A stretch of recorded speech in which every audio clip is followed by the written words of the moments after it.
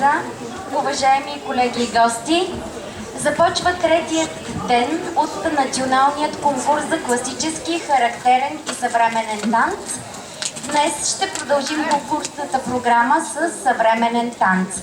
Преди това, нека да ви представя още веднъж журито, което ще оценява танците днес. Председател на журито Тихомир Митев, хореограф, режисьор на съвременен балет, международен съдия на ВАДА и АЙДИЛ, ръководител на Общински център за танцово изкуство Галаксико към община Димитровград, директор на Националният балетен конкурс България танцува Димитровград и деец на културата за 2012 година.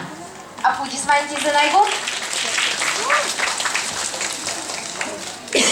Мариана Танева, хореограф, режисьор, международен съдия на ВАДА и АЙДИЛ, председател на Сдружение за култура, изкуства и спорт Немезида Пловдив, собственик и главен организатор на Националния танцов фестивал Децата ни танцуват Пловдив 2004 година.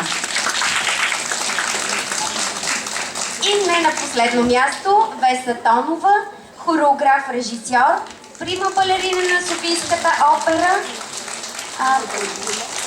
лауреат на международни конкурси и член на Сдружението на българските хореографи.